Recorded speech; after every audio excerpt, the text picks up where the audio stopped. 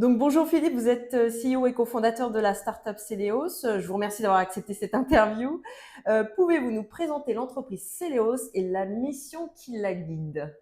Oui, bien sûr. Donc, effectivement, j'ai cofondé Celeos il y a 1 an et demi maintenant.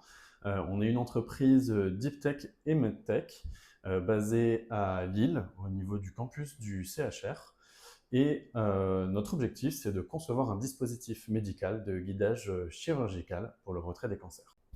Donc quel est le dispositif médical que vous êtes en train de développer et quelles problématiques de santé entend-il résoudre? Notre dispositif répond au manque d'informations qu'a à sa disposition le chirurgien pendant le retrait des cancers pour savoir si les tissus face auxquels il est sont normaux ou sont cancéreux, doivent être laissés ou doivent être retirés. Notre dispositif est composé de 3 grandes briques technologiques. La première, c'est un laser qui nous permet de vaporiser la surface des tissus. Dans ces vapeurs sont emportées des molécules d'intérêt qui sont amenées jusqu'à la deuxième brique technologique qui est un spectromètre de masse, donc une balance moléculaire très précise, qui nous permet de générer des profils, des signatures caractéristiques de l'état normal ou cancéreux des tissus. Et la dernière brique technologique, c'est nos algorithmes de classification qui confrontent en temps réel ces spectres qui sont générés par des spectres de référence qui sont mis en base en utilisant des références, donc les médecins pathologistes, pour donner un guidage aux chirurgiens. Notre avantage, c'est vraiment la rapidité de la mesure, la simplicité du prélèvement. Il n'y a pas besoin de préparer l'échantillon. On a une réponse qui se fait en seulement 3 à 4 secondes avec une mesure qui se fait directement in situ sur les patients par le chirurgien. Et on a une approche multibiomarqueur qui est donc très spécifique avec la spectrométrie de masse qui, elle, a des limites de détection très basses et donc une très grande sensibilité. Et est-ce qu'il existe déjà des moyens de résoudre cette problématique déjà existant sur le marché? Alors, sur le marché, il existe des approches qui visent à donner de l'information aux chirurgiens pendant l'opération, mais avec plutôt des approches histologiques en utilisant des microscopes ou de l'endoscopie. Mais ces techniques sont limitées à l'aspect des tissus, alors que nous, on va bien plus loin en analysant le contenu moléculaire. Et parfois, deux tissus qui sont très similaires sont très différents et leur contenu l'est aussi. Donc on va beaucoup plus loin que ça, tout en modifiant très peu le geste du chirurgien et en s'insérant plus facilement dans les workflows chirurgicaux.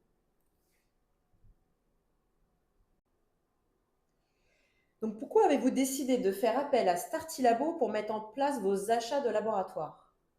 On a commencé par acheter et gérer nous-mêmes le processus achat. Donc on avait un historique d'achat seul sur ces sujets. Mais on sentait bien que ça prend du temps. Il est nécessaire, si on veut faire les choses bien, de comparer les fournisseurs, etc. Donc c'était vraiment quelque chose sur lequel je sentais avoir besoin d'accompagnement, aussi pour pouvoir gagner du temps. Comme on est entreprise à mission et que notre mission est aussi, au-delà de l'aspect amélioration de la santé, qui est de limiter notre empreinte environnementale et notre impact, c'était également un moyen pour nous de nous faire accompagner dans cette démarche RSE d'achat responsable. On a travaillé justement à la sélection d'acheteurs, enfin de fournisseurs locaux qui avaient des engagements de responsabilité sociétale et aussi évaluer les achats de seconde main qui étaient vraiment très importants pour moi.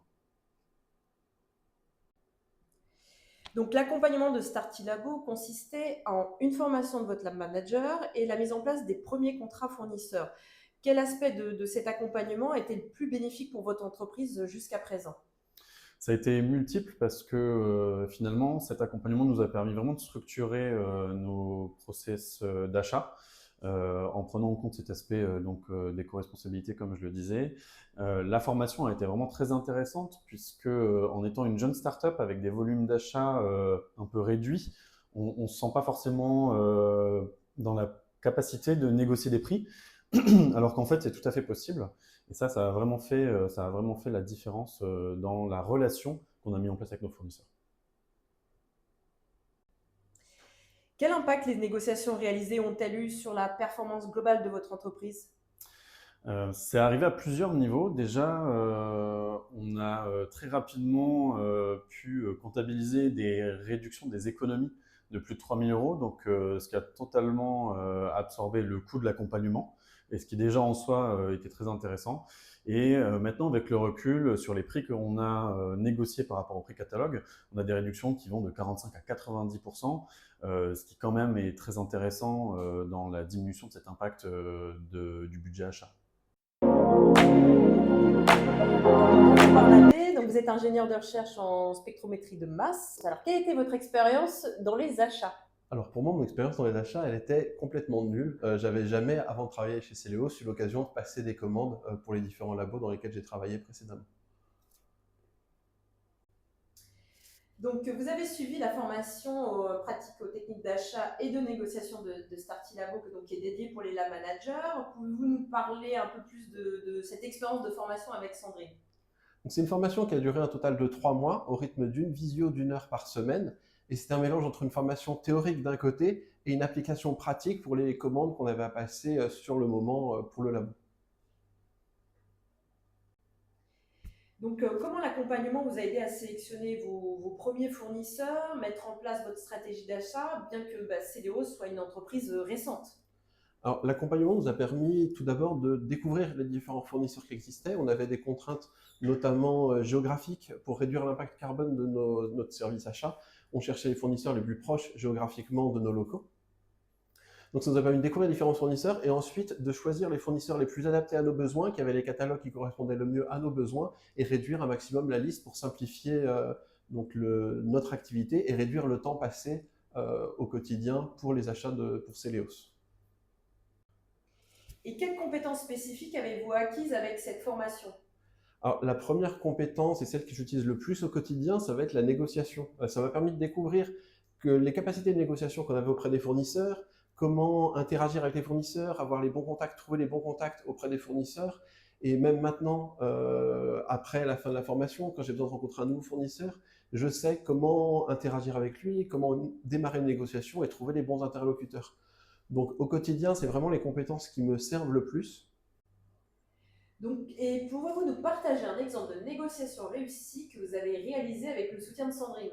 Alors, la négociation la plus réussie qu'on a réussi à faire, c'est, outre le fait d'avoir des bons prix sur les commandes initiales, c'était de maintenir ces prix sous forme d'offres annuelles auprès des fournisseurs, ce qui nous permet de maintenir et de garantir les prix négociés sur la longueur de l'année, ce qui nous permet de beaucoup mieux anticiper notre budget et de mieux évaluer le coût du laboratoire sur le reste de la vie. Donc, pouvez-vous nous expliquer comment cette nouvelle stratégie d'achat va permettre d'adapter votre entreprise à son évolution et de répondre aux engagements de votre mission? Notre objectif dans le cadre de notre mission, c'est vraiment de diminuer au maximum notre impact. Donc c'était très important pour nous de sélectionner des fournisseurs locaux ou ayant des engagements également de réduction. Le fait de choisir ces fournisseurs nous permet aussi de prévoir la suite avec des fournisseurs qui sont capables de suivre notre évolution, qui sera rapide en tant que start-up. Et il y a un aspect qui est vraiment aussi stratégique, de choisir des fournisseurs capables de garantir toujours des niveaux de sécurité qui sont très importants pour nous, de sécurité et de qualité, pour répondre aux contraintes que l'on va avoir de mettre sur le marché un dispositif médical. Donc, quels conseils donneriez-vous à d'autres startups ou entreprises à mission qui se poseraient des questions sur la gestion de leur achat? D'abord, il n'est jamais trop tôt pour mettre en place les process achats, parce que c'est vrai que c'est plus facile de directement mettre en place les bonnes procédures que de devoir ensuite changer les pratiques. Mettre en place des relations avec des fournisseurs le plus tôt possible, c'est aussi un moyen de négocier des prix, puisqu'ils imaginent les évolutions futures de l'entreprise. Et l'idée, c'est effectivement de pouvoir commencer le plus tôt possible. Faites-vous accompagner par Sandrine. Comme je vous l'ai dit juste avant, en plus, les coûts sont absorbés par les économies, donc vraiment, il n'y a pas de raison de ne pas le faire. Donc, Philippe, la dernière question. Quels sont les prochains défis ou objectifs pour votre startup Celeos dans les mois à venir? Alors, on a l'équipe qui se constitue, qui va grandir dans ces prochains mois, et on travaille à la transformation de notre prototype de laboratoire en un prototype industriel. Et on va avoir donc des gros investissements dans ces prochains mois par rapport à ces achats. Donc on va pouvoir mettre en pratique tout ce qu'on a appris aujourd'hui dans le cadre de ces prochaines étapes pour nous. Bah, écoutez, merci pour cette interview et puis bah, longue vie à Céléos.